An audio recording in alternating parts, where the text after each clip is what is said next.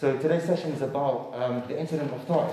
The Rasul, he saw an opportunity to go to give dawah to the Medina of Taif, and was aggressively rejected. It's a really famous story that we know a lot about, and we have Sister Hira here to give us some insight. It's actually quite funny that Sister Hira actually grew up in Taif, in the Medina, so it's quite interesting. Quick background. Hira is a third-year student doing a third-year DPhil at St. John's in oncology. She did an undergrad in biomed sciences at Queen Mary, and also did a master's in cancer research at UCI. So, mashallah, pretty well accomplished. Fun fact, she's also a really good juggler. She's known as the Oxford juggler. She was interviewed by BBC because of her great juggling skills. So check her YouTube account out. It's really good. But yeah, without further ado. Thank you for the intro, Yusuf. Can everyone hear me? So we are doing these series to talk about the seerah of the Prophet, and I feel like a lot of times we start focusing more on the facts rather than how it impacts us or what we get from it. So I feel like this is something you should just try and keep in mind, try to internalize the knowledge rather than just learning all the bits and all the facts. Try and see how it actually impacts you and what can you learn from it. How can it make you love the Prophet more? How can it make you understand who he was as a person and, try and emulate him? So if you can get that from these series, I feel like that would be much more beneficial. So today's going to be lessons from Taif. So as Yusuf mentioned, I spent some of my years of my childhood in Taif, and it's quite a beautiful city. It's very different from the rest of Saudi Arabia, so it's not a desert city at all. It's very high altitude, actually. It's like 1,800 meters. So the weather is very different. It actually rains. There's fruits and vegetables. So there's a lot of export to the rest of the country. So it's a nice, hilly, mountainous place. And I think it would help you to visualize that as well, because when I think of the Prophet actually walking from Mecca to Taif, thinking about the way the roads looked and how hilly and mountainous, and just look at that, it's beautiful, but that was not an easy journey that he took. So yeah, I hope if you just transport yourself there while we're talking about it. So yeah, I mentioned this bit a little bit, the mindset that you should have with the seerah, and the reason that we need to learn more about the Prophet is because this emulating him essentially is how we get to Jannah. There's this verse that there is in the Messenger of God an excellent example for you and for whoever wishes to meet God in the last day. So uswatun hasana, the best example. So essentially everything that God wants us to do, the Prophet has already emulated in his character. So just by knowing what he did and how he behaved and acted and reacted in different situations, we can essentially, meet God and the last day in a good manner, inshallah.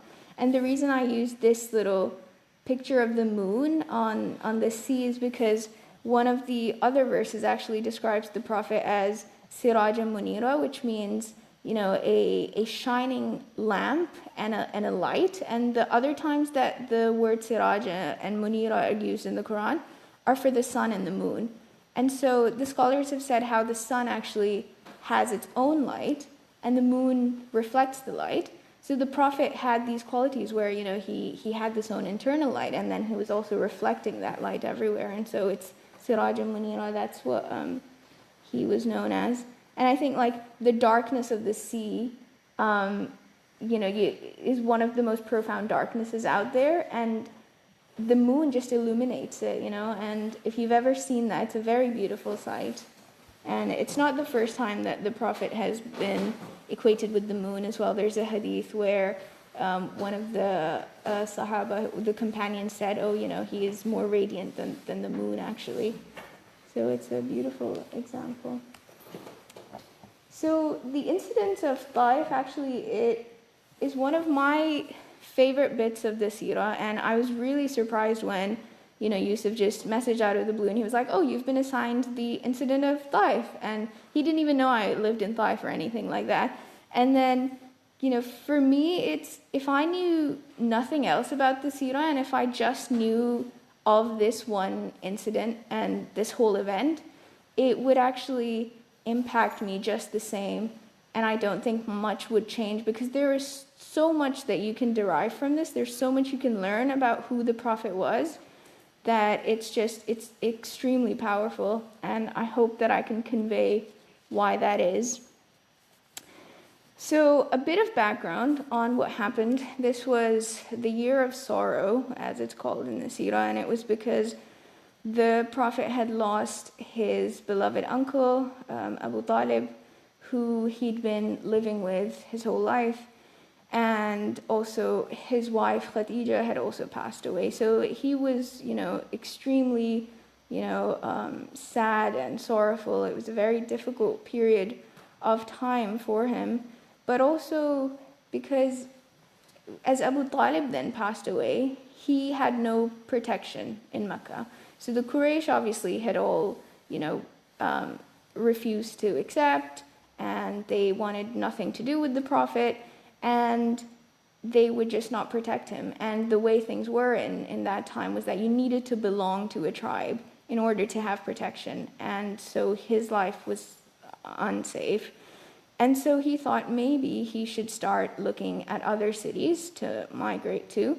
And one of them was Taif, because it happened to be close to Mecca. It's about 100 kilometers. So these days you can drive to Mecca in an hour. There's also like cable cars now between the mountains, which takes you about 30 minutes, which is actually quite cool. So he went on this journey with his adopted son Zayd, and he met with 3 of the top leaders to see if they would accept the message of Islam and if they would give him any shelter. And all 3 of them just, they were extremely sarcastic. They rejected him straight away. They mocked him. And, they humiliated him. And what was worse was that they then sent a mob of, slaves and children and instructed them to actually pelt him and stone him and drive him out of the city. And we have this, narration where his wife actually asked him after a battle that had gone really badly, and she said, have you ever experienced anything more difficult than this day of the Battle of Uhud? And he was like, yeah, indeed, I have suffered a lot at the hands of your people, and the harshest of the days and the most painful days of my life was the day of Aqaba, he called it, the day of stoning. So, just imagine that. I mean, it's quite difficult to talk about as well, that he was just pelted and stoned and driven away in the most, cruel and excruciating of ways.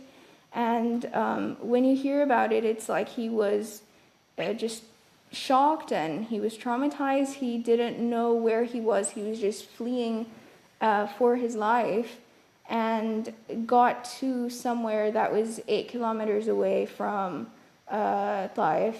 And until he reached there, there's this narration where until he reached there, he had no idea what was going on. He was just in this extreme state of shock and trauma. Nobody expects that. He just went there to talk to them about the message, asked to get protection, and instead he's been driven away like this. So it is quite painful to think of that. And so he flees, and he gets to this orchard that's a few kilometers away. He sits down next to a wall, and he utters this profound and just beautiful, beautiful dua. And to me, when you think about different prophets and, like, in a nutshell, how you see a prophet or how you connect most to one of the prophets, I have these little anecdotes for each of the prophet, like, oh, this was the prophet that did this, or, just to help me feel a better connection. And I feel like every time I think of the Prophet Muhammad, he is the person who uttered this prayer. And, when he was absolutely broken and in the lowest of low points, this is what he uttered. And for me, he will always be that person. And I'll go over this with you.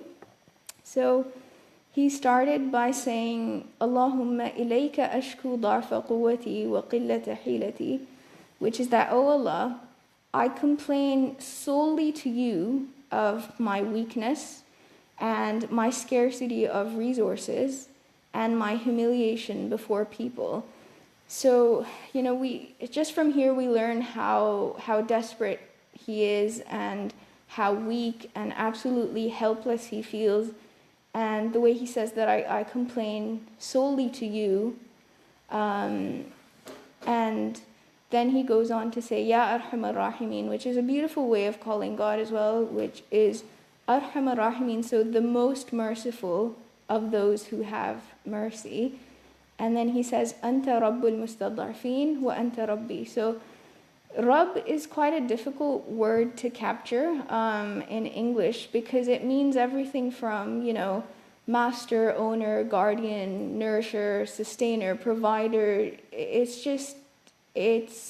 encapsulates a lot. And usually it's translated as Lord, but that's not, that doesn't capture most of what it means. So you are the guardian of the oppressed, and you are my guardian as well, which I think is a beautiful way to put it. Like, you're the guardian of the oppressed, and you're my guardian as well. I worship you, and you're my God.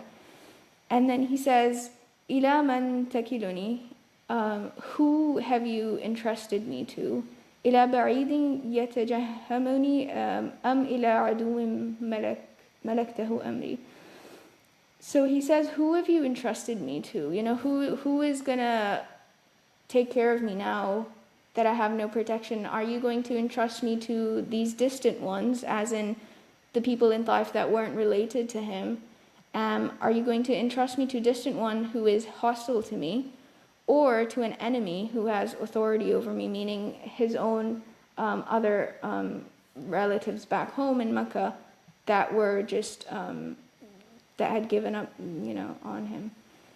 And then this is just a beautiful, the way he says, إِلَّمْ يَكُمْ بِكَ عَلَيَّ غَضَبٌ فَلَا أُبَالِي. It's, as long as you are not angry with me, then it doesn't bother me. Everything that's happening right now, it doesn't matter, as long as you're not angry with me, as long as this isn't your punishment.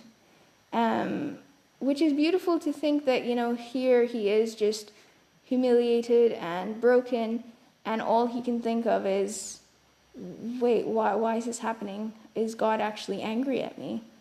And for him to be in that state, and the first thing he does is actually communicate with God and talk to him and express these emotions,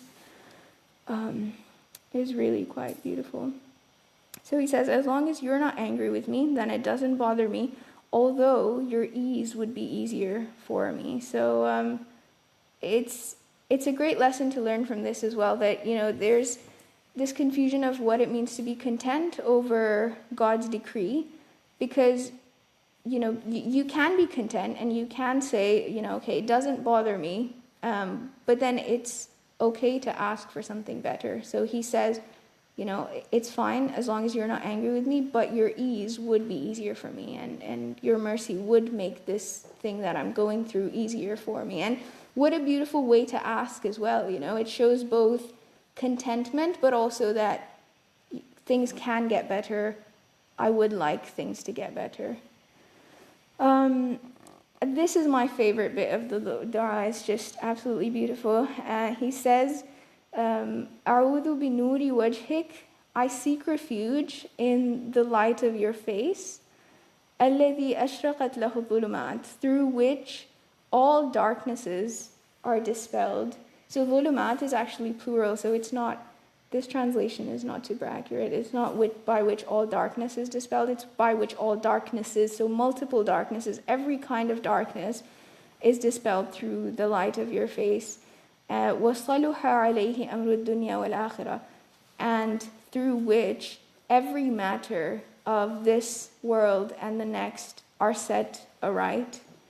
And so he's talking about just the light of God's face that actually does all this, that dispels all darkness, and that actually sets aright all matters of this world and the next.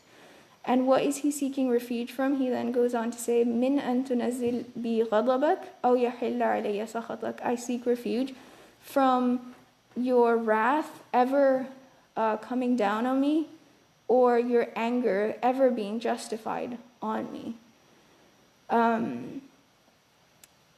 And then he says, لَكَ الْعُتْبَى حَتَّى تَرْضَى. To you I submit until you are pleased. حَتَّى تَرْضَى.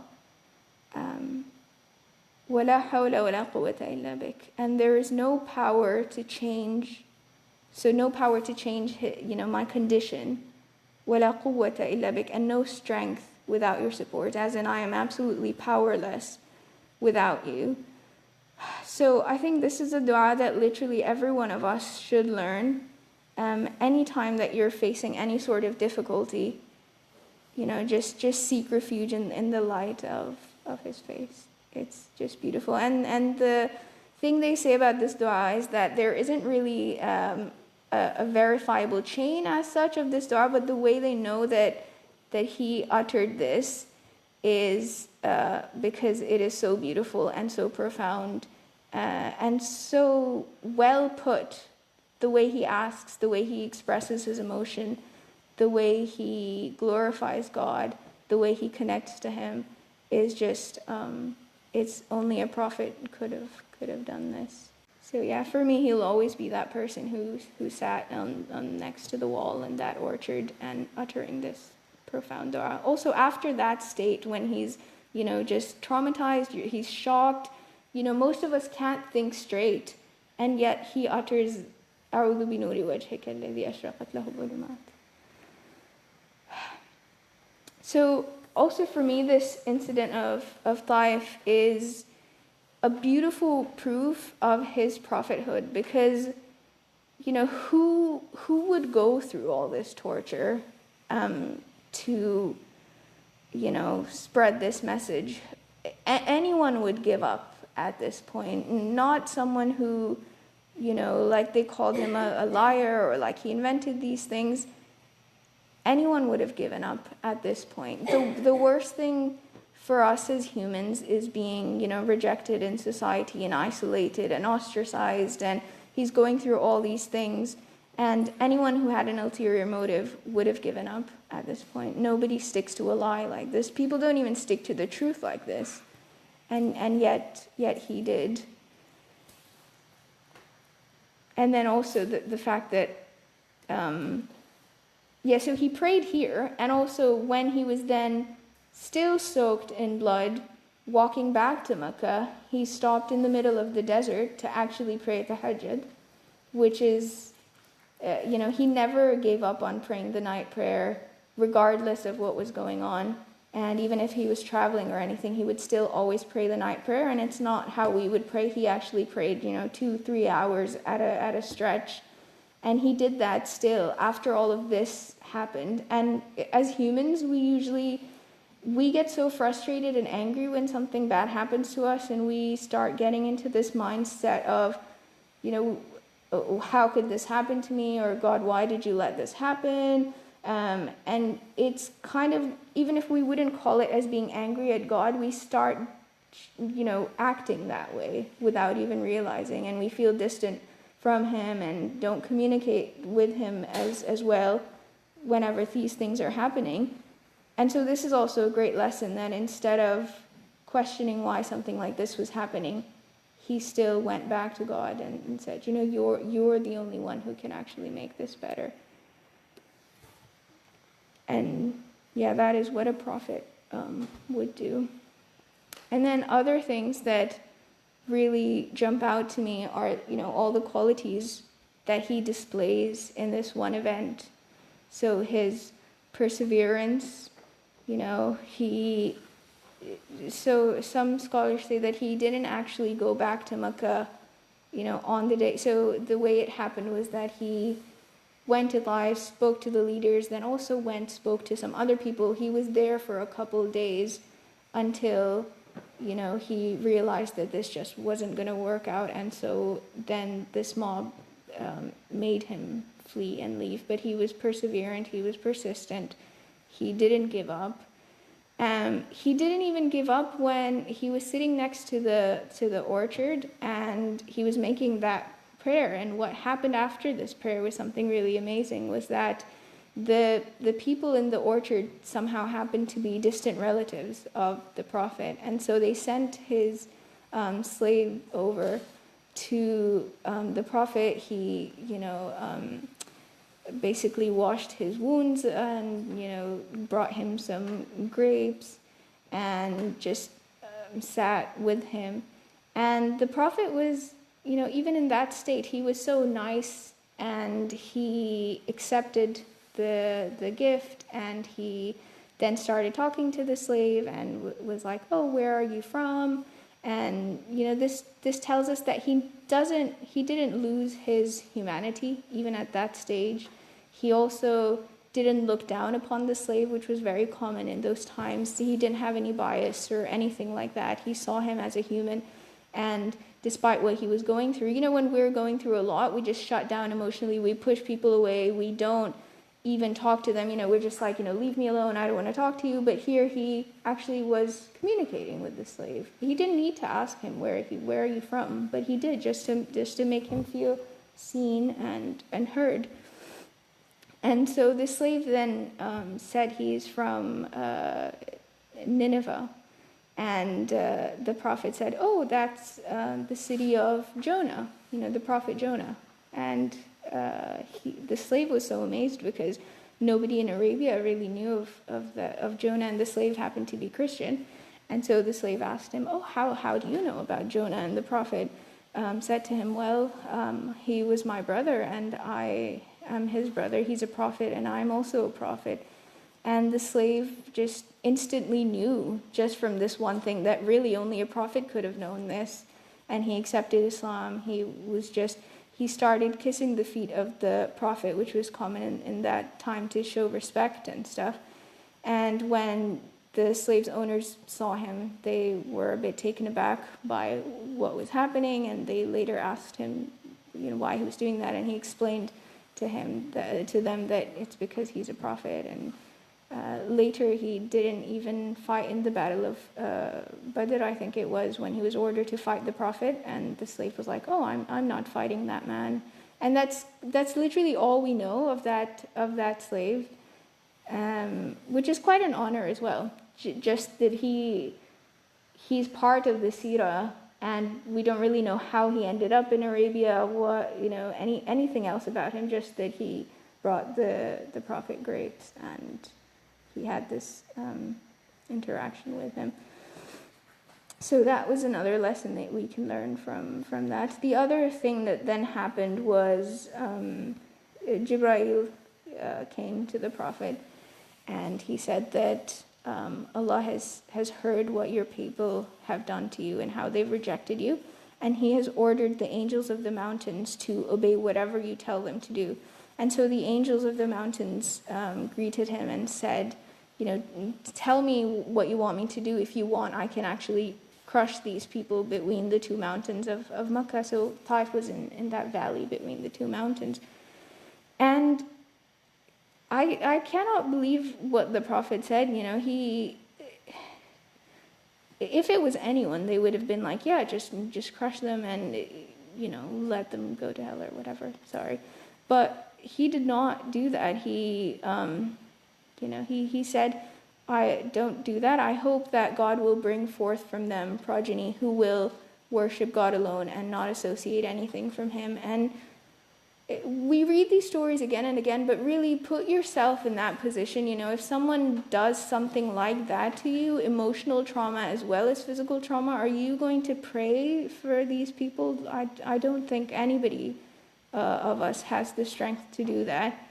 And yet he said no. And not only that, he showed optimism, so much optimism, and he said, maybe there will be generations after them that actually accept the message. So let them be. And if it wasn't the case, then we wouldn't have had life now. So it's just, what a man. Like, who does this? Who has such a big heart to forgive like this?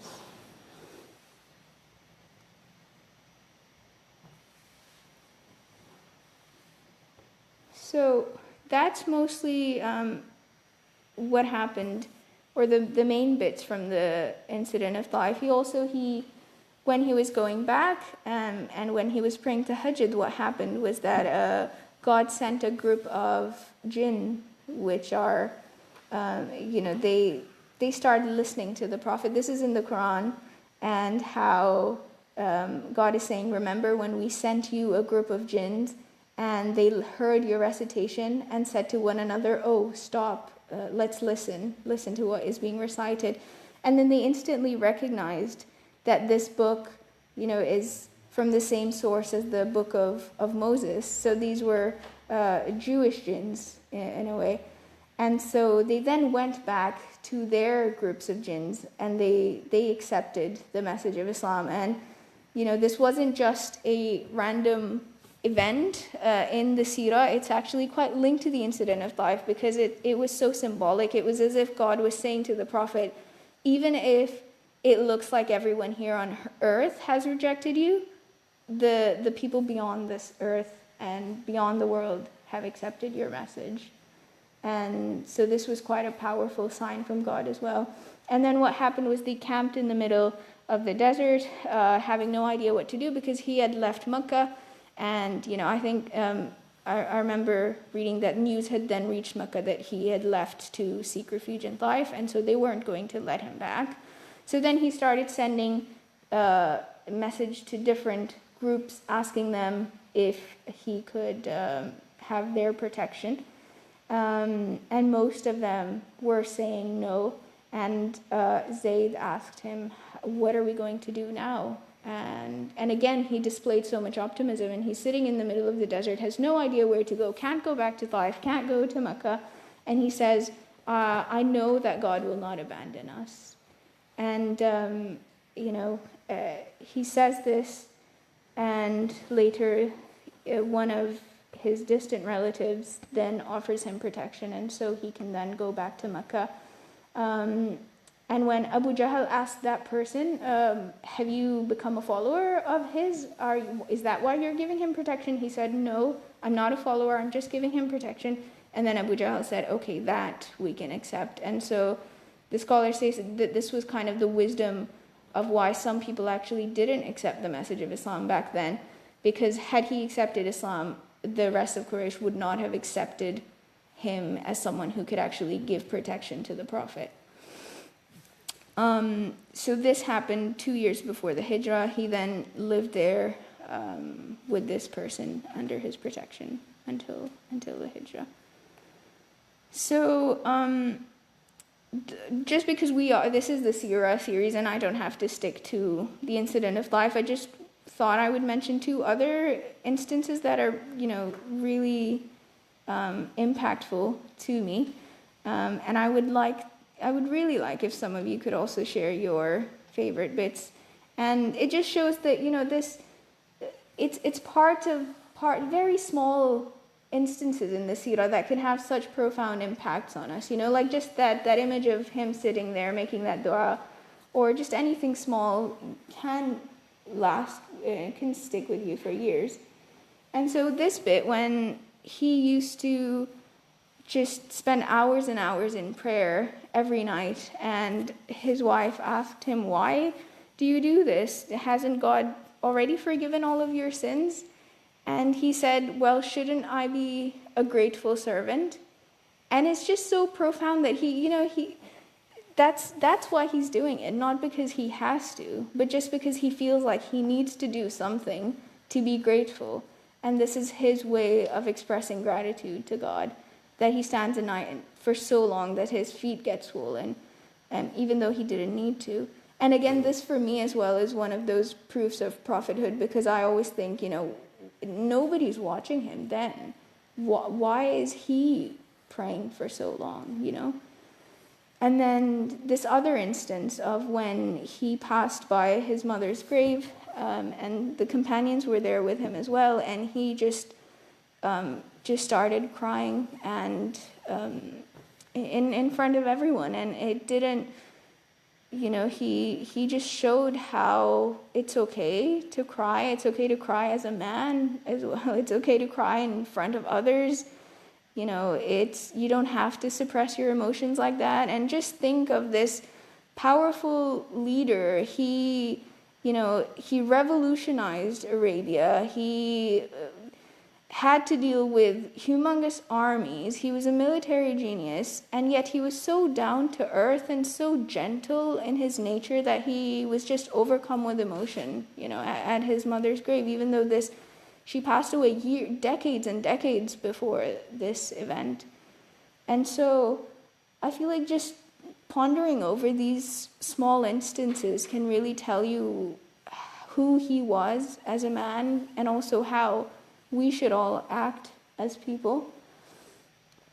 And I think, that's mine, and that's your Prophet, Muhammad, peace be upon him. May God help us all to truly understand who he was, and to connect with him, not just intellectually, but also emotionally understand who he was. And may God allow us to always love him and cherish him more and more as we learn more about him. And may God allow us to emulate his beautiful character and his characteristics. And may God unite us with him in the highest of paradise. Ameen. So if anybody would like to share your little bits of the seerah that have stuck with you, or that you find impactful or profound, I'd be really grateful to hear something.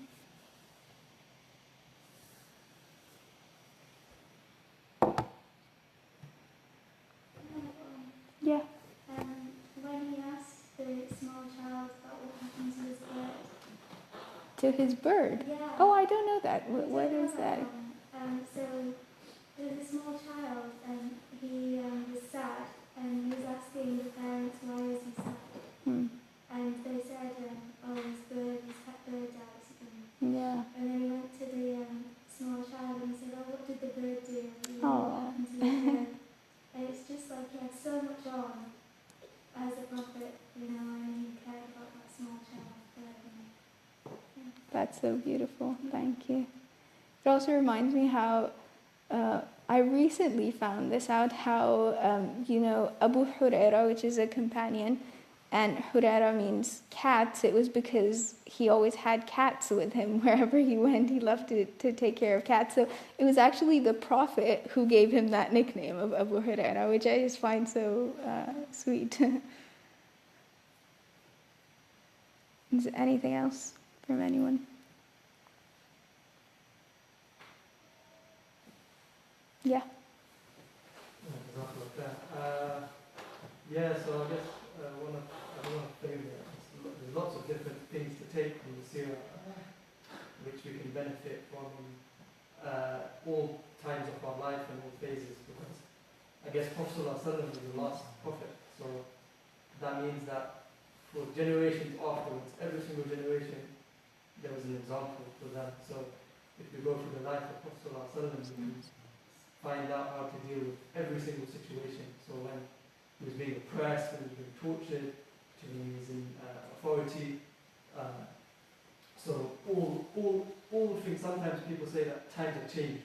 So now we have phones, now we have Facebook and whatnot. So you can't apply the seerah, you can't apply it to today in the same way. But that's definitely not true, because Allah subhanahu wa ta'ala sent Prophet as the last messenger, as a sort of example for us, in the sense that there didn't need to be any prophets after him, because what he came with and what he left, the Quran and the Sunnah, is enough for every single situation.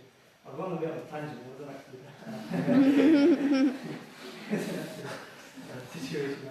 So I guess something related to this, which I found with Taif, the situation happened in Taif, as in related to that Prophet ﷺ, when he was being tortured and oppressed before this in Makkah, he was offered, the Quraysh came to him and they did offer him, he said, you know what, let's come to an agreement.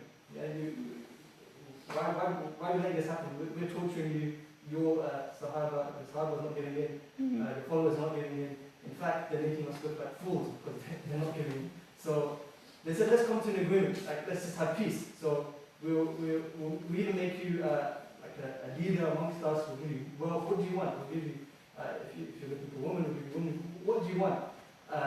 If you're looking for a cure or a doctor or something, we'll give you the best doctor or the best wealth or whatever. And he said, no, even if you were to give me the sun in my right hand and the moon in my left hand, I will not surrender this deen until, I'm paraphrasing, until this deen comes to the highest point.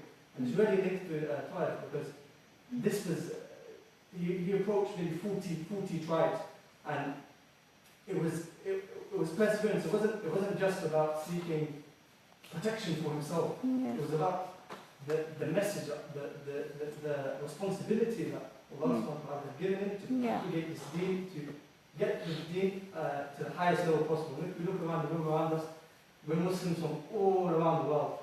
So how is that? It's because when we think of the situation in Taif and Prophet ﷺ suffered, we should be thinking, we directly benefit from that today, from our belief. Because when he went to other tribes and after that, and it wasn't just about protection. There was a lot of strategy involved. There was a lot of intelligence, intellectual. So, for instance, even when we went to Banu Amr afterwards, they even offered protection in that sense. But then they weren't offering protection against a particular tribe. They were saying, after this, we will take leadership. So after you die, we will take leadership. And he rejected it because he knew that. He knew if that happened, would Islam spread to all of the lands as we did today? If it did. So there's a lot for us to actually say, alhamdulillah, benefit that strengthens our love for the Prophet ﷺ. They did this. And also for us to implement today as well, in the sense of what the parallel is today. How are we being repressed? How are the Muslims being repressed today? And how can we learn to persevere in that same way? Thank you, Jazakallah khair.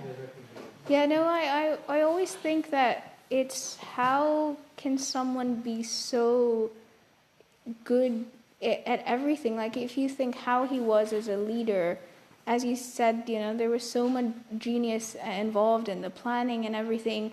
And then with society, with his own family, how he was as a father, as a husband, and just emotionally so intelligent and capable and yet humble. And it's hard for one person to excel at everything and have all these qualities in every area of life and be the best you can be in all of these areas, and yet he had that in him. So that is truly amazing. And how he just didn't want anything for himself. He passed away without much property or anything. He was a ruler over a large proportion of the world, and yet he passes away without anything to his name. So he was always just humble. He didn't want anything for himself, just wanted to share this message and save people. Yeah. Just one thing, I wanted to kind of kind of contextualize a little bit what happened in Taif, and obviously with current events and all that we're hearing about, like Islamophobia and whatnot, and the fact that we live in lands which are predominantly non-Muslim, and some of these lands are very profound in their disbelief. Like they really just excel in disbelief. Just like you see the people of Taif, they were just good at being kuffar. And I think it's very easy for us to kind of sit here and just be like, these people just, like, they're such awful people, they're just never going to change and all this kind of stuff. And to be honest, I feel like over the past week, I've been feeling that same level of just like anger towards certain rhetorics and thinking that just not wishing well on certain people. And when you compare that to Taif, you kind of take it for granted how far Islam spread from that focal point where right at the birthplace of Islam, it was already surrounded with like really rampant kufr and rejection of the message. This is people who would see the message, hear it from the source, from the greatest person to ever live, and it was so pure and uncorrupted, yet they still rejected. No, now we don't. We have obviously the Quran and the Sunnah, but I don't think anyone can say that like they can do dawah as well as the Prophet ﷺ did dawah. So I think that really should drive us to be more patient, more sympathetic, not sympathetic towards what they're saying, but kind of pity the ignorance and remain steadfast and not kind of just turn to hostility, which is so easy to do. And honestly, like I don't blame people when they're angry about it, but I think there's a really strong lesson to learn from that response in Taif and in all the other places and whatnot, and kind of have hope that us as a minority we can convey the message to people, especially in the UK. Maybe in other countries it's not as easy, but in the UK we can still go out and do dawah in the street and that kind of stuff, and we can still portray Islam through our character. That's true. And there's a lot of potential for us to do a lot of good. Yeah, especially through our character, as you said, because people read you before they read the book, so it's important to act our very best at all times. And what you said about how it spread everywhere, I saw this really amazing video. It was like history of the world and how different religions spread over different places. And so you see a timeline, and it's going constantly with a certain speed. And then as soon as Islam comes, it literally explodes, and it goes so fast you would think that it was sped up at like 10 times.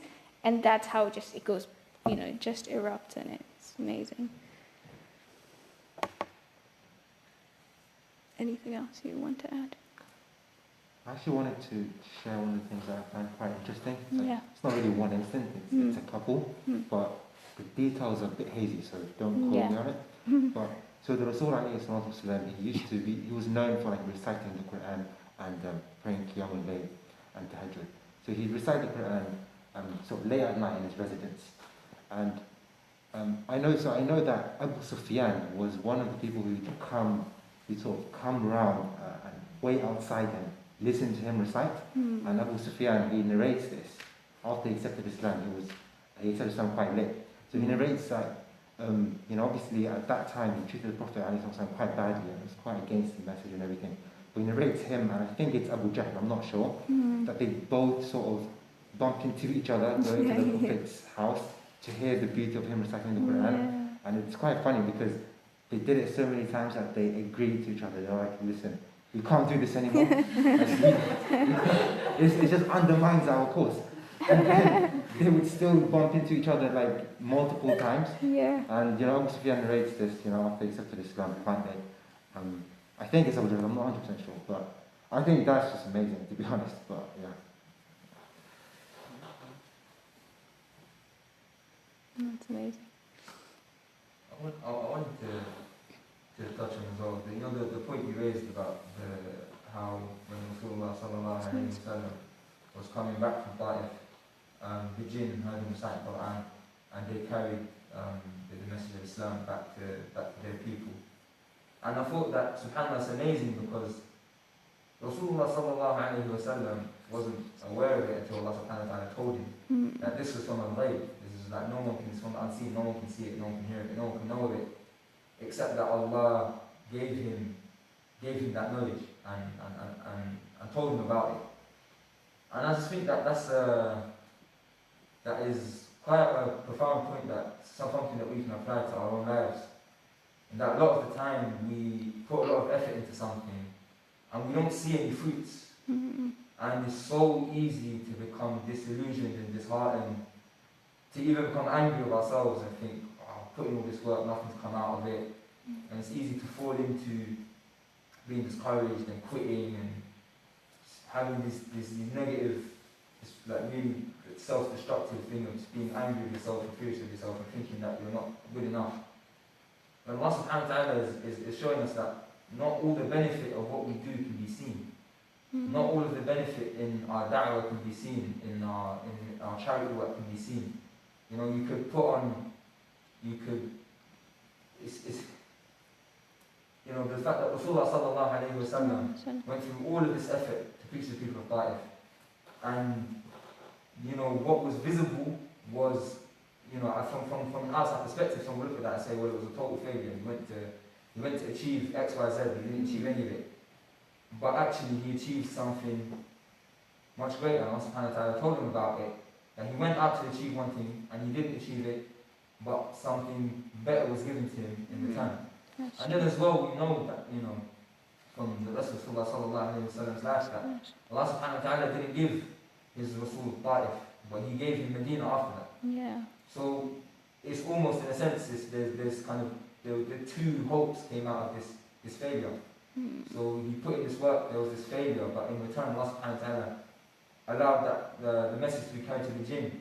And he delayed that payoff until Medina, until something that was much, much greater in value and in its worth. So I think there's a very important lesson there for us, that when we put effort into something and we don't see an immediate return, not to be discouraged, because there's reward that you can't see, there's benefit that you can't see in the moment, and there's also a benefit that's delayed. That's so true. Thank you for sharing that. I think we'll end it there. Conscious of time. I want to say thank you to Hira for giving such an amazing talk. I think it was really heartfelt, and it definitely went to what we're trying to do with this series. So yeah, keep an eye out for the third episode of this series, inshallah, happening in about 2 weeks. We'll be going through the journey of Isra and Mi'raj. It's quite a famous event, quite a famous story that we'll hear about.